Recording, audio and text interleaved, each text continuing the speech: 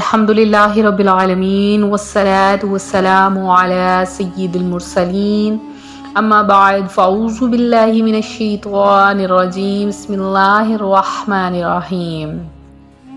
روحانی وظائف چینل کی جانب سے تمام معزز ناظرین کو السلام علیکم۔ رسول اکرم نور مجسم صلی اللہ علیہ وآلہ وسلم کا شعبان المعظم کے بارے میں فرمان مکرم ہے، شعبان شہری و رمضان شہر اللہ، یعنی شعبان میرا مہینہ اور رمضان اللہ کا مہینہ ہے۔ سبحان اللہ عز و جل، ماہ شعبان المعظم کی عظمتوں پر قربان، اس کی فضیلت کے لیے اتنا ہی کافی ہے کہ ہمارے میٹھے میٹھے آقا مکی مدنی مصطفیٰ صلی اللہ علیہ وآلہ وسلم نے اسے میرا مہینہ فرمایا ہے۔ سرکار غوث اعظم رضی اللہ تعالی عنہ شعبان کے 5 حروف کے متعلق فرماتے ہیں کہ شین سے مراد شرف یعنی بزرگی، عین سے مراد علو یعنی بلندی، با سے مراد بر یعنی احسان، الف سے مراد الفت اور نون سے مراد نور ہے۔ تو یہ تمام چیزیں اللہ تعالیٰ اپنے بندوں کو اس مہینے میں عطا فرماتا ہے۔ یہ وہ مہینہ ہے جس میں نیکیوں کے دروازے کھول دیے جاتے ہیں، برکتوں کا نزول ہوتا ہے، خطائیں مٹا دی جاتی ہیں اور گناہوں کا کفارہ ادا کیا جاتا ہے، اور سید الورا جناب محمد مصطفیٰ صلی اللہ علیہ وآلہ وسلم پر درود پاک کی کثرت کی جاتی ہے، اور یہ پیارے آقا صلی اللہ علیہ وآلہ وسلم پر درود بھیجنے کا مہینہ ہے۔ شعبان کا چاند نظر آتے ہی صحابہ کرام رضوان اللہ اجمعین تلاوت قرآن پاک کی طرف خوب متوجہ ہو جاتے تھے، اپنے اموال کی زکوٰۃ نکالتے تاکہ غربا و مساکین مسلمان ماہ رمضان کے روزوں کی تیاری کر سکیں۔ تو آپ سب سے بھی گزارش ہے، آپ اپنے ارد گرد دیکھیے، کوئی غریب ہے، مسکین ہے، اگر اس کے پاس کچھ بھی نہیں تو آپ اپنے مال میں سے صدقہ کریں، زکوٰۃ ادا کریں، اور جتنا ہو سکے دیں تاکہ وہ لوگ رمضان المبارک کی تیاری کر سکیں، رمضان کے لیے کچھ خرید سکیں۔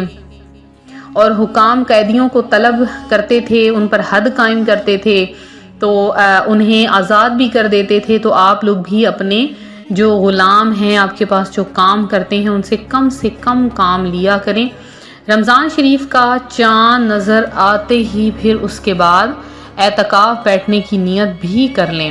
تو پہلے کے مسلمانوں کا عبادت کا اس قدر ذوق ہوتا تھا، مگر افسوس آج کل کے مسلمانوں کو زیادہ تر حصول مال کا شوق ہے۔ تو آپ لوگ سب سے پہلے عبادت کریں، عبادت کی طرف کمر باندھیں، نفلی روزے رکھیں، کیونکہ یہ نفلی روزوں کا پسندیدہ مہینہ ہے۔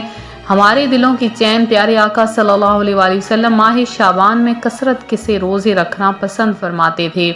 انہوں نے ام المومنین سیدہ عائشہ صدیقہ رضی اللہ تعالیٰ عنہ کو فرماتے سنا، انبیاء کے سرتاج صاحب معراج صلی اللہ علیہ وآلہ وسلم کا پسندیدہ مہینہ شعبان المعظم۔ آپ کا فرمان ہے کہ شعبان المعظم بہت زیادہ برکت والا مہینہ ہے۔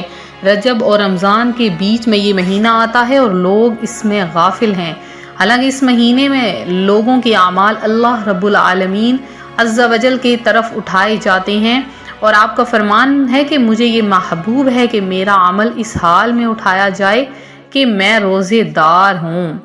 اور تاجدار رسالت صلی اللہ علیہ وآلہ وسلم پورے شعبان کے روزے رکھا کرتے، اور فرماتے کہ اس سال میں مرنے والی ہر جان کو لکھا جاتا ہے، تو مجھے یہ پسند ہے کہ میرا وقت رخصت آئے اور میں روزہ دار ہوں۔ تو آپ سب سے گزارش ہے، ماہ رمضان المبارک کے آنے سے پہلے شعبان المعظم میں روزے رکھ لیں۔ شعبان المعظم میں کیونکہ اس میں ایک ایسی رات آتی ہے کہ اس میں مرنے والوں کے نام اور لوگوں کا رزق اور اس سال حج کرنے والوں کے نام لکھے جاتے ہیں، یہ چیزیں اس میں لکھی جاتی ہیں۔ اللہ تبارک و تعالیٰ 4 راتوں میں بھلائیوں کے دروازے کھولتا ہے، ایک بقرہ عید کی رات، ایک عید الفطر کی چاند رات، ایک شعبان کی 15ویں رات، اور ایک عرفہ یعنی 8 اور 9 ذوالحجہ کی درمیانی رات اذان فجر تک۔ تو بہت ہی نازک ترین رات ہوتی ہے، نہ جانے کس کی قسمت میں کیا لکھ دیا جائے۔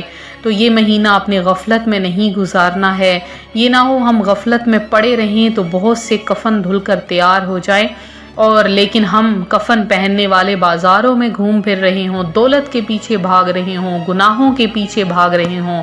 تو ابھی سے توبہ کر لیجئے، ماہ شعبان المعظم کا پہلا جمعۃ المبارک آ چکا ہے۔ آپ چاہتے ہیں اللہ تبارک و تعالیٰ آپ کی رزق کی تنگی کو دور کر دے، آپ کی زندگی میں بھلائیاں ڈال دے، آپ کے نصیب بدل دے، آپ کے گناہوں کو معاف کر دے، آپ کی خواہشوں کو پورا کر دے، آپ کے غموں کو خوشیوں میں تبدیل کر دے، آپ کی بے روزگاری کو روزگار میں بدل دے، تو آپ نے یہ عمل کرنا ہے انشاءاللہ عز و جل۔ آپ کے لیے یہ وظیفہ بہت زیادہ بابرکت ہونے والا ہے۔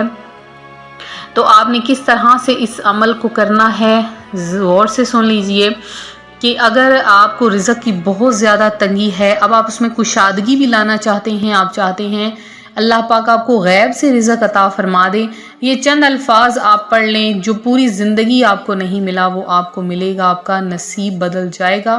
تو آپ نے کیا کرنا ہے کہ اس عمل کو کس طرح کرنا ہے، آپ کی رزق کی تمام تنگی دور ہو جائے گی۔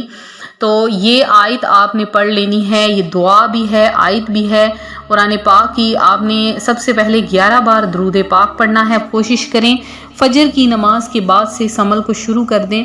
تو فجر کی نماز کے بعد سے لے کے آپ اس عمل کو عصر کی نماز تک کر سکتے ہیں۔ اگر آپ عصر کی نماز کے بعد بھی کریں گے تو بہت زیادہ فائدہ ہوگا۔ تو آپ عصر کی نماز کے بعد تک اس عمل کو کر سکتے ہیں۔ باوضو حالت میں آپ نے عمل کرنا ہے، کیونکہ قرآن پاک کی آیت ہے۔ قرآن پاک کی آیت کو بے وضو ہرگز نہ چھوئیں، اور اگر کوئی غسل والا ہو تو اس کو ہرگز نہ پڑھے۔ تو آپ نے کیا کرنا ہے کہ یہ والی آیت اللہ یبسط الرزق لمن یشاء من عبادہ ویقدر لہ ان اللہ بکل شیء علیم، اس کو آپ نے زیادہ نہیں، صرف اور صرف 3 تسبیحات آپ نے اس کی پڑھ لینی ہے۔ تھوڑے سے کلمات ہیں، تھوڑے سے الفاظ ہیں، اور بہت آسان سا وظیفہ ہے۔ آپ 3 تسبیحات یعنی 300 مرتبہ پڑھ لیں، ایک جگہ پہ بیٹھ کے پڑھ لیں، وقفے سے پڑھ لیں، اور پڑھنے کے بعد آپ نے دعا مانگنی ہے۔ اپنے لیے مانگیں، اپنے غریب رشتہ داروں کے لیے مانگیں، اپنے رزق میں تنگی دور کرنے کے لیے مانگیں۔ انشاءاللہ عز و جل آپ کے رزق کی تمام تنگی دور ہو جائے گی، آپ کے رزق میں کشادگی آ جائے گی۔ اللہ پاک آپ کو غیب سے رزق عطا فرمائے گا، اور ایسی جگہ سے رزق عطا فرمائے گا آپ نے کبھی گمان بھی نہ کیا ہوگا کہ اللہ پاک نے مجھے کہاں سے رزق عطا فرما دیا ہے۔ وہ تو کن فیکون کا مالک ہے، وہ اپنے بندے کو بس کن فرماتا ہے اور ہو جاتا ہے۔ بندے کی کیا مجال ہے کہ وہ نہ مانے، بندے کی کیا مجال ہے کہ جو کچھ نہ دے، بس اللہ پاک قدموں میں لا کے ڈھیر کر دیتا ہے۔ تو آپ لوگ اپنے رب پہ یقین کیجئے، اور ہماری دعاؤں میں ضرور اپنا نام شامل کروائیں انشاءاللہ عز و جل۔ آپ لوگوں کا نام دعا میں شامل کیا جائے گا۔ ملتے ہیں اپنے اگلے وظیفے کے ساتھ، اپنا خیال رکھیے گا۔ فی امان اللہ۔